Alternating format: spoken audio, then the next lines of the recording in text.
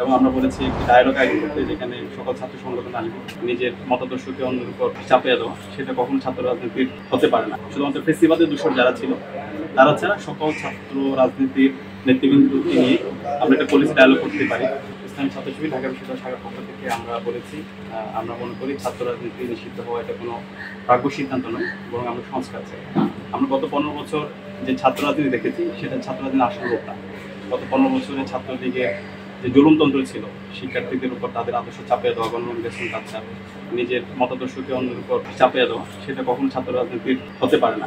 আমরা ছাত্র রাজনীতির রিফরমেশন চাই, মেধার ভিত্তিতে ছাত্র রাজনীতি হবে। ছাত্ররা দেশ গড়বে, ছাত্র রাজনীতির যে গৌরবোজ্জ্বল ইতিহাস আছে সেই গৌরবোজ্জ্বল ইতিহাস তারা ফিরিয়ে নিয়ে আসবে, সেই বিষয় নিয়ে আলাপ হয়েছে। এবং আমরা বলেছি একটি ডায়ালগ আয়োজন করতে, যেখানে সকল ছাত্র সংগঠন আসবে। শুধুমাত্র ফেসিবাদের দূষর যারা ছিল তারা ছাড়া সকল ছাত্র রাজনীতির নেতৃবৃন্দকে নিয়ে আমরা একটা পলিসি ডায়ালগ করতে পারি এবং আমাদের প্রস্তাবনাগুলো আমরা দিব।